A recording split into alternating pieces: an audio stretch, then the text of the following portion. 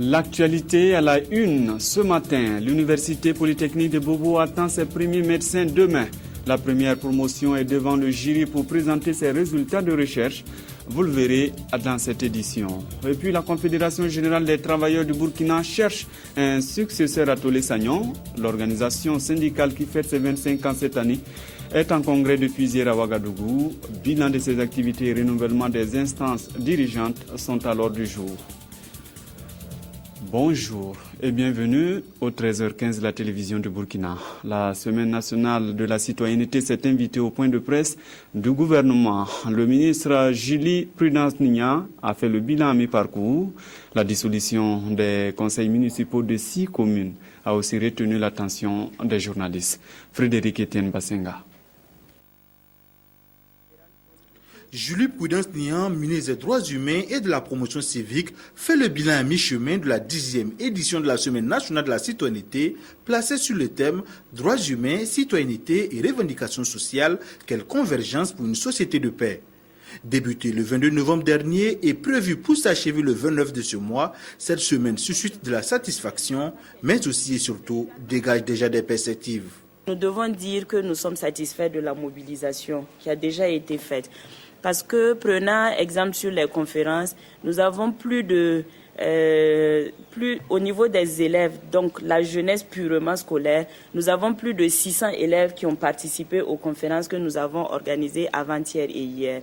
Et en tant que stratégie, nous avons en perspective de mettre en place des clubs de droits humains dans les établissements où il y a déjà des lauréats des jeux concours sur les droits humains et le civisme. Ces clubs de droits humains vont regrouper des élèves de ces établissements, des parents d'élèves, regrouper également l'administration, les enseignants. Et ces clubs vont constituer des cadres de concertation qui seront mis en place permanemment pour permettre le dialogue entre les acteurs de droits humains et les acteurs du monde scolaire. Alain Edouard Traoré, ministre de la Communication, s'est également penché sur les préoccupations des journalistes pour ce qui est de l'actualité nationale. Et comme il fallait s'y attendre, la décision du gouvernement de dissoudre les conseils municipaux de 6 communes lors du dernier conseil des ministres a fait surface. Si nous mettons en place des structures municipales qui n'arrivent pas du tout à fonctionner, mais vraiment pas du tout, pour des blocages, je dirais, liés à diverses raisons, la loi a prévu des portes de sortie.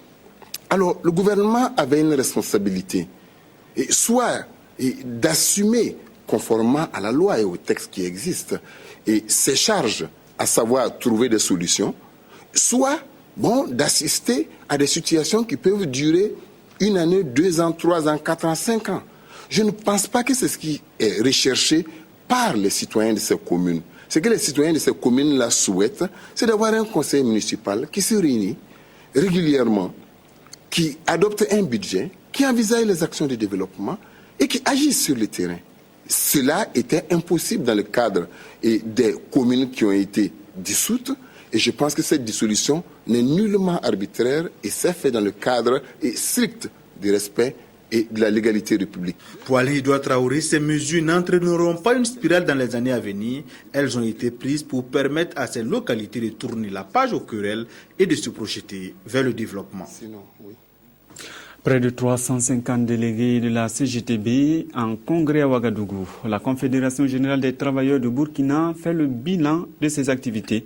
Pour la première fois depuis plus de 20 ans, son célèbre leader, Tolé Sagnon, n'est pas candidat à sa succession. Jonas Wemba, Nathalie Sawadougou. Secrétaire général actuel de la Confédération générale du travail du Burkina entend passer la main à la relève. Il l'a déclaré à l'ouverture du 6e congrès ordinaire de la Confédération.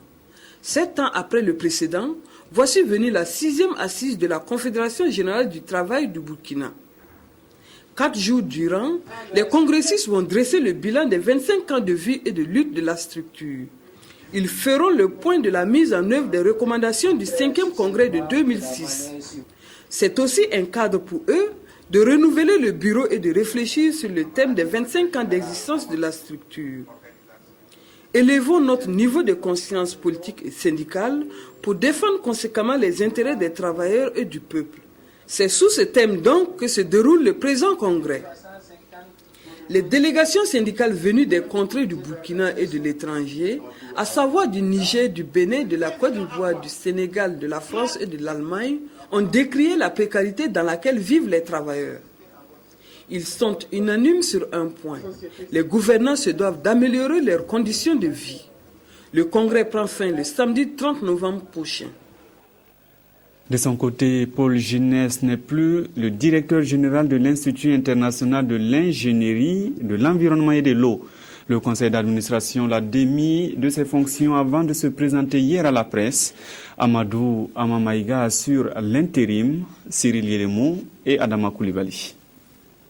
Une décision du conseil d'administration de l'Institut international de l'ingénierie, de l'eau et de l'environnement vient rétablir l'équilibre entre la direction générale et le personnel de cette école. M. Paul Ginès cède son fauteuil de directeur général à M. Ama Maïga, qui en assure l'intérim. M. Maïga, à l'unanimité du Conseil, puisque nous sommes 18 et que tous les 18 membres du Conseil ont donné leur accord pour ce changement, donc c'est une décision du Conseil d'administration. M. Maïga connaît bien la maison et je pense que vraiment qu'il n'y aura pas de problème en ce qui concerne, disons, la gestion des DI. Le conseil d'administration a rencontré la presse à Ouagadougou pour faire le point des dispositions statutaires qui ont prévalu au départ de l'ex-directeur général. On a fait une étude, ce qu'on appelle un brainstorming au niveau des problèmes qui se posent. Donc chacun est conscient vraiment qu'il y a un défi énorme. Les DI ont une crédibilité. Non seulement il faut la maintenir, mais il faut accroître cette crédibilité aujourd'hui. Et je crois que les DI sont la fierté, non seulement du Burkina Faso, mais de toute l'Afrique. J'ai fait non seulement une réunion avec les délégués du personnel. Hier, on a fait une assemblée générale qui a duré pendant 2 heures et je crois que c'était un enthousiasme, des cris de ralliement. Et je leur ai dit qu'en fin de compte, c'était un défi très important. Nous avons remplacé quelqu'un qui avait une crédibilité, une capacité énorme. Donc il faut prouver que vous êtes capable de faire la même chose que lui, et même plus de le dépasser. Le conseil d'administration procédera à la mise en place d'un groupe de travail qui va réfléchir sur la réforme institutionnelle de l'Institut international de l'ingénierie, de l'eau et de l'environnement. Le directeur général par intérim, quant à lui, exercera ses fonctions jusqu'au prochain conseil d'administration. Avant de sévir, le ministère du Commerce présente la réglementation économique en vigueur aux commerçants et opérateurs économiques. C'est une rencontre de sensibilisation mais aussi d'information. L'objectif est de faire jouer la concurrence. Jonas Wemba, Karim Namouanou. Ces industriels, importateurs et grossistes de Ouagadougou se familiarisent avec les règles de la facturation, de la publicité des prix et les barèmes et conditions de vente des produits. Cet atelier d'information et de sensibilisation, organisé à leur endroit, s'inscrit dans la mise en œuvre des mesures sociales prises par le gouvernement burkinabé. Au nombre de ces mesures, il y a la réglementation des prix des produits de grande consommation et le contrôle initié par le ministère de l'Industrie, du Commerce et de l'Artisanat. Il y a problème parce que la plupart des acteurs ne connaissent pas, ont une certaine méconnaissance des textes de la réglementation en matière économique. Et donc nous avons voulu arrimer justement ces activités de sensibilisation aux opérations de contrôle. Ce cadre d'échange d'une journée permet de donner plus d'informations aux commerçants sur la politique gouvernementale en matière de réglementation des prix et de la qualité des produits. Nous voulons donc leur donner des informations, des enseignements par rapport à la réglementation économique et pour permettre aux acteurs d'être au même niveau d'information afin vraiment de faciliter l'activité commerciale, surtout la concurrence, de faire en sorte que nous puissions réguler la concurrence. Dans un contexte de libéralisme économique aujourd'hui très poussé, cette action du ministère de l'Industrie, du Commerce et de l'Artisanat pourrait constituer un garde-fou contre la mauvaise foi de certains commerçants. C'est fini pour le 22e CEFOR organisé cette année dans la capitale burkinabé. Entre forats et ateliers, les professionnels ont trouvé des idées pour améliorer le contenu de la production locale. À terme, ils veulent faire face à la concurrence des programmes étrangers. Abdelaziz Agibou. Pour une production de qualité dont les contenus répondent mieux aux attentes des publics des organismes audiovisuels des pays du Sud, membres du CIRTEF, Ouagadougou insiste sur la mutualisation des moyens et la culture du dynamisme de la coproduction. Recommandation forte du 22e CEFOR qui, à travers exposés et débats, est parvenu à des propositions devant contribuer à baliser le chemin pour une progression sans embûche de la production locale dans un monde globalisé. Il faut réformer les structures de production existantes, dégager des budgets consistants et renforcer le partenariat public-privé et public-public. Tout le monde s'est accordé sur le fait qu'il fallait développer la production locale pour lutter contre la concurrence des nouveaux réseaux. Et pour ce faire, on a dégagé tout un tas de pistes pour améliorer les choses pour les télévisions membres du CIRTEF. Les défis sont de taille et pour les relever, les contributions des partenaires techniques et financiers sont davantage sollicitées. Je lance un appel pour un soutien plus accru au renforcement des capacités des organismes audiovisuels du Sud. C'est beaucoup plus des capacités parfois technologiques et parfois de compétences qui nous manquent, sinon les talents, nous les avons suffisamment. Et je souhaite véritablement vous appeler à cela. Et je salue justement la participation des entreprises qui sont venues présenter, je dirais, des offres, je dirais, des technologies, je dirais, des possibilités qui peuvent nous permettre de donner beaucoup plus corps aux ambitions que nous voulons pour nos États. De Ouagadougou, les 200 professionnels de l'audiovisuel venus de 28 pays retournent avec l'espoir que les différents échanges vont propulser leurs organismes vers des lendemains meilleurs.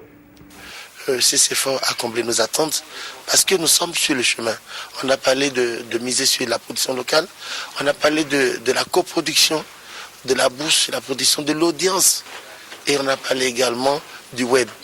Ce sont des axes, je crois que des axes de réflexion qui ont permis aux participants d'échanger et de partir de Ouagadougou sur de nouvelles options.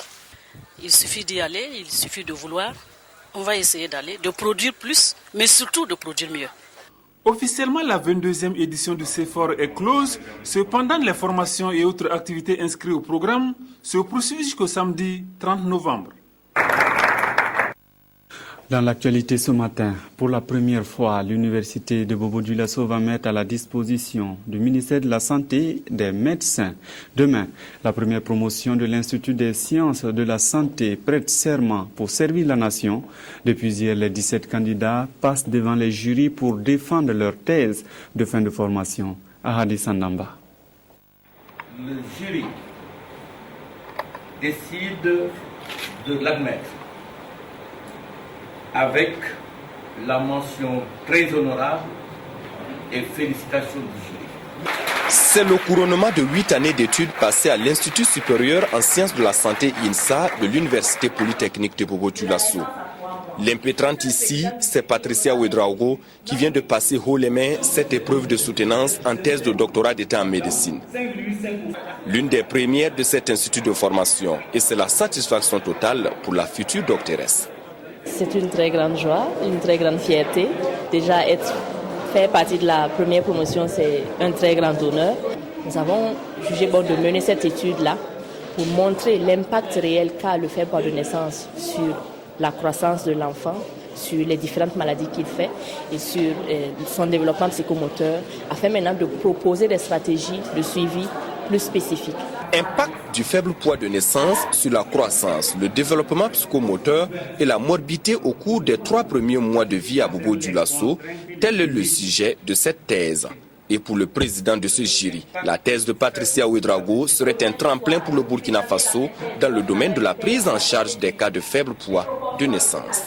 On n'a eu aucune difficulté et la candidate s'est vraiment bien débrouillée sur toutes les questions qui lui ont été posées. Le document qu'elle a produit est un document extrêmement bien fait, avec beaucoup de rigueur et sur un thème d'actualité, sur un thème qui nous interpelle nous tous en tant que pratiquant de la santé dans les pays en voie de développement. Et il a posé des interrogations et il a aussi proposé des méthodes pour pouvoir remédier à cela. Et je pense que si ces méthodes sont appliquées, il en sera beaucoup pour les populations du Burkina. Nous avons commencé ensemble avec ces étudiants. Nous sommes au bout du rouleau et le souhait c'est que tout se termine bien. Et pour le moment, tout a bien commencé et tout est en train de bien se terminer. Nous sommes très satisfaits pour nos candidats et pour tous ceux qui sont là pour les soutenir. Pour cette première promotion, ils sont au total 17 étudiants qui vont se prêter à cet exercice pendant 2 jours. Des thèses de doctorat d'État en médecine qui, au dire de la direction de l'INSA, resteront à jamais gravées dans les annales de l'Institut. Jusqu'au 30 novembre, vous pourrez vous faire examiner les yeux au CMA de Kosodo si vous souffrez de cataracte. C'est une initiative de 2 grandes institutions qui permet d'examiner environ 450 patients. L'objectif est de lutter contre la cécité. C'est disons Claudine Bikaba. Cette femme souffre d'une déficience visuelle. Comme elle, ils sont nombreux présents au centre médical de Kosodo pour bénéficier d'une opération humanitaire de chirurgie de la cataracte. Elle est assurée gratuitement par des chirurgiens tunisiens, marocains et burkinabés. Ces campagnes rentrent dans le cadre d'un grand programme érigé par la Banque islamique de développement qui porte le nom de l'Alliance pour lutter contre la cécité évitable. Ce programme a démarré depuis 2008. Il regroupe 8 pays de la sous-région, dont le Burkina Faso bien sûr. Donc nous avons comme objectif de faire entre 400 et 450 malades. Débutée le 25 novembre dernier, cette 13e campagne à Ouagadougou se poursuit jusqu'au 30 novembre prochain. L'opération s'adresse aux populations nécessiteuses. Ça nous a soulagés. Moi, je ne me voyais pas. Je suis partie voir un grand frère. J'ai dit vraiment, je ne vois pas s'il ne m'aide pas. Il m'a dit d'aller demander combien on fait l'opération. Donc je partais comme ça pour voir, pour demander le prix, combien on fait. Et puis à l'hôpital, on m'a dit que les Tunisiens là arrivent. L'initiative a été une opportunité de mener des actions de formation au profit du personnel médical local. À ce jour, la Banque islamique de développement BID a organisé et financé 23 campagnes au Burkina. Ce programme a permis également d'examiner 37 000 malades et sauver la vue à 7 000 personnes. Voilà, c'est tout pour aujourd'hui. Merci de votre fidélité.